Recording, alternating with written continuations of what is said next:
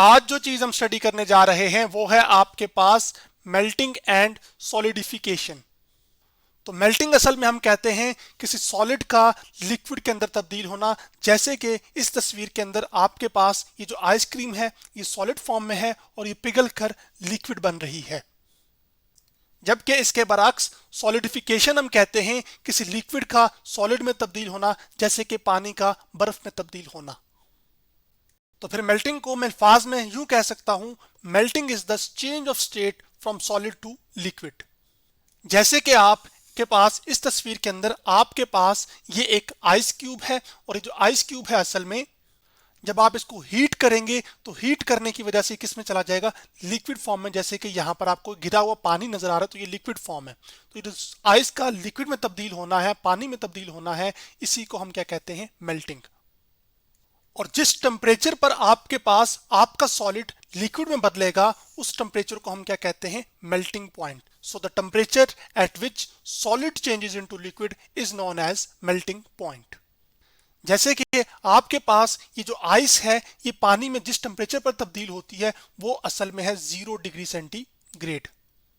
तो फिर मैं यूं कह सकता हूं कि असल में आपके पास 0 डिग्री सेंटीग्रेड असल में आपके पास आइस का क्या है, मेल्टिंग पॉइंट।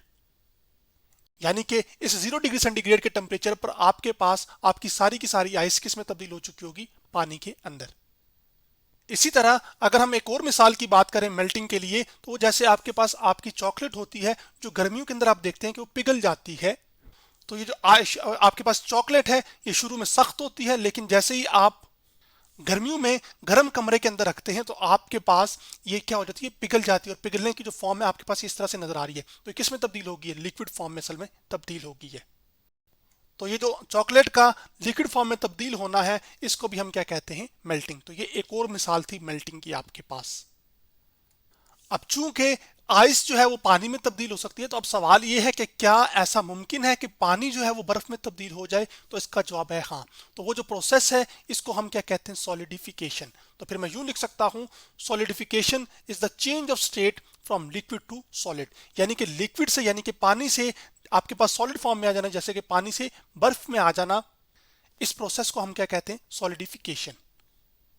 तो ऐसा टेम्परेचर जिस पर आपका जो लिक्विड है वो सॉलिड में तब्दील हो जाए उस टेम्परेचर को हम कहते हैं freezing point. So the temperature at which liquid changes into solid is known as freezing point. और आपका ये जो पानी है ये असल में आपके पास बर्फ में तब्दील हो जाता है किस टेम्परेचर पर, 0 डिग्री सेंटीग्रेड के टेम्परेचर पर। इसका मतलब है जो आपका वाटर का फ्रीजिंग पॉइंट है वो क्या है, 0 डिग्री सेंटीग्रेड।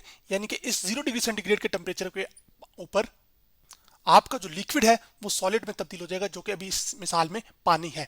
और ये जो मेल्टिंग और फ्रीजिंग पॉइंट्स हैं ये हर सब्सटेंस के लिए मुख्तलिफ होंगे, ठीक है। जैसे ये जो चॉकलेट है इसके लिए मेल्टिंग और फ्रीजिंग पॉइंट कुछ और होगा पानी की बनिस्बतन। अब चूंकि आपके पास मेल्टिंग और सॉलिडिफिकेशन में क्या हो रहा है कि मेल्टिंग के अंदर सॉलिड लिक्विड में तब्दील हो रहा है और सॉलिडिफिकेशन के अंदर लिक्विड सॉलिड में तब्दील हो रहा है, तो ये असल में मुमकिन होगा हीट के जरिए से। सो फिर मैं यूं कह सकता हूं कि heat can cause the change of state of substance. यानी कि हीट की वजह से आपके पास सॉलिड आपका लिक्विड में भी तब्दील हो सकता है और लिक्विड सॉलिड में भी तब्दील हो सकता है। जबकि अगर हम हीट की बात करें कि हीट क्या होती है, तो हीट असल में is a form of energy that flows from hot body to cold body. यानी कि ये वो फॉर्म है एक एनर्जी की जो कि आपके पास गर्म जिस्म से ठंडे जिस्म की तरफ क्या करती है, फ्लो करती है, यानी कि बहती है। अब इसका मतलब ये हुआ कि जो हॉट बॉडी है उसका टेम्परेचर ज्यादा होगा और जबकि कोल्ड बॉडी क्या होगी, इसका टेम्परेचर कम होगा। तो इसका मतलब है जब आपके पास टेम्परेचर डिफरेंस होगा तो तब ही हीट फ्लो करेगी, अगर टेम्परेचर डिफरेंस नहीं होगा तो हीट फ्लो नहीं करेगी।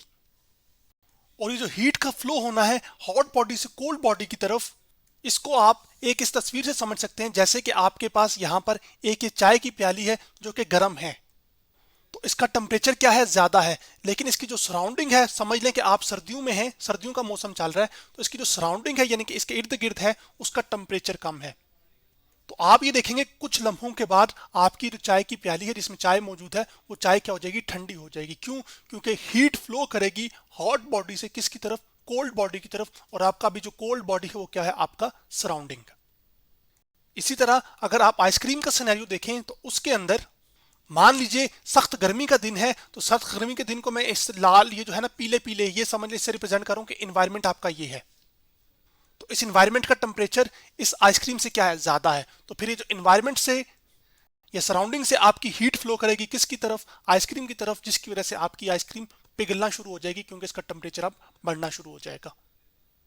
चलें, अब हमने क्योंकि ये जान लिया कि जो हीट है वो फ्लो करती है किससे, हॉट बॉडी से कोल्ड बॉडी की तरफ, तो अब ये बात करते हैं कि मेल्टिंग कैसे होती है जिसमें सॉलिड लिक्विड के अंदर तब्दील होता है। तो उसके स्टेप बाय स्टेप प्रोसीजर को डिस्कस करते हैं। तो चलें, आपकी आसानी के लिए मैं पहले लिख देता हूं step by step process of melting. तो मान लीजिए कि आपकी जो सॉलिड सब्सटेंस है इस सिनेरियो में वो आपकी आइस है, यानी कि बर्फ। तो ये जो आपकी बर्फ है ये असल में सॉलिड है, और सॉलिड की खास बात क्या होती है कि इसके अंदर एटम्स क्लोजली पैक होते हैं। और क्लोजली पैक क्यों होते हैं, क्योंकि एटम्स के बीच में स्ट्रॉन्ग इंटरमॉलिक्यूलर फोर्सेस एग्जिस्ट कर रही होती हैं। और वो जो एटम्स का क्लोजली पैक होना है उसको आप इस तस्वीर से देख सकते हैं, ये समझ सकते हैं कि एटम्स एक दूसरे के बहुत करीब हैं, ऐसा लग रहा है जैसे जुड़े हुए हैं। जबकि आपके पास यहां पे मैंने जिक्र किया था इंटरमॉलिक्यूलर फोर्सेस। तो इंटरमॉलिक्यूलर फोर्सेस आपके पास ऐसी फोर्सेस होती हैं दैट होल्ड्स एटम टुगेदर, यानी कि जिसने एटम को जोड़ के रखा होता है सॉलिड के अंदर। उन फोर्सेस को हम क्या कहते हैं, इंटरमॉलिक्यूलर फोर्सेस।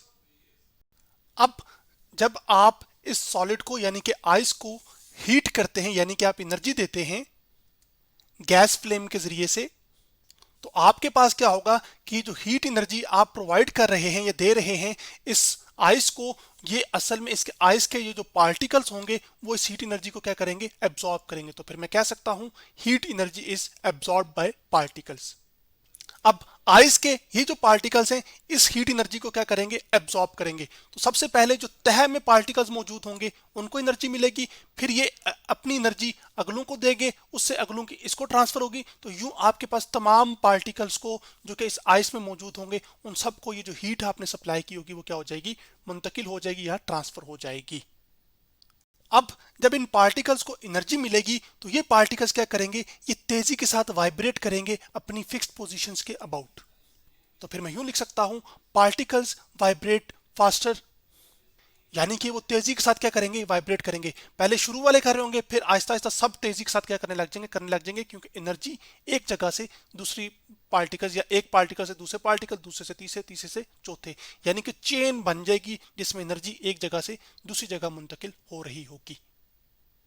अब जब आप मुसलसल हीट देते रहेंगे या हीट को बढ़ाते रहेंगे तो पार्टिकल्स की वाइब्रेशन तो स्टार्ट होगी है, लेकिन एक वक्त आपके पास ऐसा आएगा कि ये जो इंटरमॉलिक्यूलर फोर्सेस थी जिन्होंने इन एटम्स को जोड़ के रखा हुआ है, ये जो आप हीट एनर्जी दे रहे होंगे, heat energy in intermolecular forces को क्या कर जाएगी, ओवरकम कर जाएगी, यानी कि इनको डोमिनेट कर जाएगी। यानी कि हीट एनर्जी असल में इंटरमॉलिक्यूलर फोर्सेस से क्या हो जाएगी, ज्यादा हो जाएगी, जिसकी वजह से आपके ये जो एटम्स के बीच में सॉलिड के बॉन्ड्स बने हुए हैं वो बॉन्ड्स क्या हो जाएंगे, टूट जाएंगे, यानी कि बॉन्ड्स विल ब्रेक। अब जैसे ही आपके पास ये बॉन्ड्स टूटेंगे तो जो स्पेसिंग बिटवीन एटम्स है वो भी क्या हो जाएगी, इंक्रीज हो जाएगी। स्पेसिंग बिटवीन एटम्स क्या हो जाएगी, इंक्रीज हो जाएगी, यानी कि जो एटम्स के बीच का फासला जो कि अभी आपको लग रहा है कि बिल्कुल जुड़े हुए हैं वो फासला क्या हो जाएगा, वो बढ़ जाएगा। तो जो स्पेसिंग बिटवीन एटम्स बड़ी होगी उसको आप इस तस्वीर से समझ सकते हैं या देख सकते हैं कि यहां पर जो पार्टिकल्स के बीच में स्पेसिंग है वो ज्यादा है बानिस्बतन इसके जो कि असल में सॉलिड के एटम्स थे। अब चूंकि फासला बढ़ चुका है एटम्स के बीच में जिसकी वजह से इंटरमॉलिक्यूलर फोर्सेस कमजोर पड़ चुकी हैं, तो एटम्स अब और तेजी के साथ क्या करेंगे, वाइब्रेट करेंगे, यानी कि मूव करेंगे, जैसे मैं अपने मार्कर को जो है ना वो कर रहा हूं, जिसकी वजह से आपके पास इन एटम्स या पार्टिकल्स की जो काइनेटिक एनर्जी है वो भी क्या हो जाएगी, वो बढ़ जाएगी। और काइनेटिक एनर्जी क्या होती है, energy of particles due to motion, यानी कि जो मोशन की वजह से पार्टिकल्स की एनर्जी होती है वो काइनेटिक एनर्जी होती है। तो सॉलिड्स के अंदर आपके पास एटम्स क्योंकि क्लोजली पैक होते हैं तो वो इतना ज्यादा मूव नहीं कर सकते, जबकि लिक्विड के अंदर स्पेसिंग ज्यादा है तो वो आसानी के साथ मूव कर सकते हैं और फोर्सेस भी कम होती हैं, जिसकी वजह से लिक्विड्स के अंदर जो पार्टिकल्स हैं उनकी काइनेटिक एनर्जी ज्यादा होगी, जबकि सॉलिड्स में काइनेटिक एनर्जी कम होगी। अब इसी काइनेटिक एनर्जी से असल में आपका टेम्परेचर जुड़ा हुआ है। तो टेम्परेचर क्या होता है, मेजर ऑफ हॉटनेस और कोल्डनेस ऑफ ऑब्जेक्ट, यानी कि कोई चीज कितनी गर्म है या कोई चीज कितनी ठंडी है।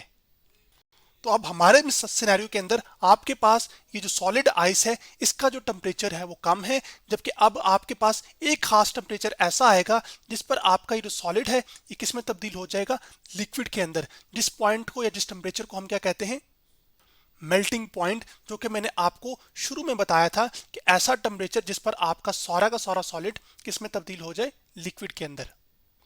तो सॉलिड जो है आपके पास, इसका टेम्परेचर अभी क्योंकि कम था, तो इसका मतलब ये होगा, टेम्परेचर कम होने का मतलब ये है कि आपके पास जो काइनेटिक एनर्जी है सॉलिड के अंदर एटम्स की या पार्टिकल्स की, वो भी क्या है, कम है। तो उसको मैं डाउन एरो से रिप्रेजेंट कर रहा हूं। अब चूंकि आपने इस सॉलिड को हीट किया था, इसका मतलब है आपने एनर्जी दी थी, तो एनर्जी देने की वजह से इन पार्टिकल्स की वाइब्रेशन बढ़ी, बॉन्ड टूटे, इंटरमोलिकुलर फोर्सेस कम पड़ी या कमजोर हुई, जिसकी वजह से एटम्स या पार्टिकल्स के बीच में फासला बढ़ गया और एटम्स या पार्टिकल्स अब आसानी के साथ और तेजी के साथ वाइब्रेट कर रहे हैं, जिसकी वजह से इनकी जो काइनेटिक एनर्जी है वो असल में क्या हो गई है, वो इंक्रीज हो गई है, जो कि इस बात की निशानदेही होगी कि असल में आपके पास टेम्परेचर भी क्या हो गया, वो इंक्रीज हो गया। अच्छा, यहां पर ये जो मैं काइनेटिक एनर्जी की बात कर रहा हूं वो असल में एवरेज काइनेटिक एनर्जी की बात कर रहा हूं कि एवरेज काइनेटिक एनर्जी जो है वो आपके पास पार्टिकल्स की लिक्विड में बड़ी है, जबकि सॉलिड में एवरेज काइनेटिक एनर्जी पार्टिकल्स की कम थी। एवरेज काइनेटिक एनर्जी का जिक्र इस वजह से कर रहा हूं क्योंकि सिंगल पार्टिकल की वजह से टेम्परेचर आप डिफाइन नहीं करते। तो एक सॉलिड के अंदर लातादाद नंबर ऑफ एटम्स होते हैं, तो आप सिंगल एटम की बजाय तमाम जो पार्टिकल्स या एटम्स मौजूद होते हैं उनकी एवरेज काइनेटिक एनर्जी निकालते हैं, और वो एवरेज काइनेटिक एनर्जी असल में आपको टेम्परेचर के बारे में बताता है। तो जितनी ये एवरेज काइनेटिक एनर्जी असल में कम होती है, आपका टेम्परेचर उतना कम होता है, और जितनी एवरेज काइनेटिक एनर्जी ज्यादा होती है उतना टेम्परेचर ज्यादा होता है। तो अब जब आप अपने सॉलिड को, जो कि असल में ये पार्टिकल्स इनको हीट कर रहे हैं, तो इस हीटिंग की वजह से इंटरमॉलिक्यूलर फोर्सेस वीक पड़ रही हैं या कमजोर हो रही हैं, जिसकी वजह से आपके पास स्पेसिंग बिटवीन पार्टिकल्स बढ़ गई है। तो इसका मतलब है कि आपका जो सॉलिड है वो किस में तब्दील होने लग गया है, लिक्विड के अंदर। और जिस टेम्परेचर पर आपके पास सॉलिड आपका लिक्विड में तब्दील होगा उस टेम्परेचर को हम मेल्टिंग पॉइंट कहते हैं। अब जब आपका सॉलिड लिक्विड में तब्दील हो रहा होता है, जैसे कि बर्फ पानी में, तो आपके पास मेल्टिंग के दौरान टेम्परेचर क्या रहता है, कांस्टेंट।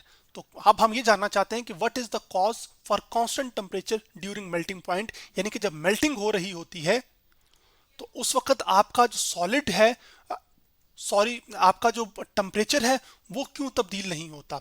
वो इस वजह से, तो उस वक्त आपकी ये जो सारी की सारी एनर्जी या हीट आप प्रोवाइड कर रहे होते हैं ना, वो असल में इस्तेमाल हो रही होती है बॉन्ड्स को तोड़ने में, ना कि पार्टिकल्स की मोशन को तेज करने में। तो जब तक सारे बॉन्ड ब्रेक नहीं हो जाएंगे तब तक आपका सॉलिड लिक्विड में तब्दील नहीं होगा। तो शुरू में आपकी मेल्टिंग के दौरान सारी की सारी जो आप हीट दे रहे होंगे वो असल में तब्दील हो रही होगी बॉन्ड्स को तोड़ने के अंदर। तो इस वजह से आपके पास टेम्परेचर चेंज नहीं होगा, क्योंकि टेम्परेचर तो तब बढ़ेगा ना जब kinetic energy of the molecules क्या करेगी, वो बढ़ेगी, और वो तभी बढ़ पाएगी जब सारे बॉन्ड क्या हो जाएंगे, टूट जाएंगे।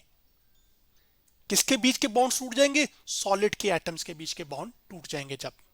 अब अगर आप मेल्टिंग पॉइंट से ज्यादा और हीट देंगे तो अब वो जो हीट है वो तब्दील होगी kinetic energy of the particles के अंदर, जिसकी वजह से आपके पार्टिकल्स अब और तेजी के साथ मूव करेंगे। तो जो एक्स्ट्रा हीट आप दे रहे होंगे वो बाद में काइनेटिक एनर्जी को बढ़ाने में इस्तेमाल होगी, जिससे आपके पास पार्टिकल्स और ज्यादा तेजी के साथ क्या करेंगे, मूव करेंगे। तो आज हमने असल में मेल्टिंग के बारे में और सॉलिडिफिकेशन के बारे में स्टडी किया, लेकिन चूंकि वक्त की किल्लत है इस वजह से हम सॉलिडिफिकेशन को स्टेप बाय स्टेप तो डिस्कस नहीं कर सके। तो हम इसको अगले लेक्चर का हिस्सा बनाएंगे। तो फिर अगला लेक्चर असल में मेल्टिंग और सॉलिडिफिकेशन की कंटिन्यूटी में होगा।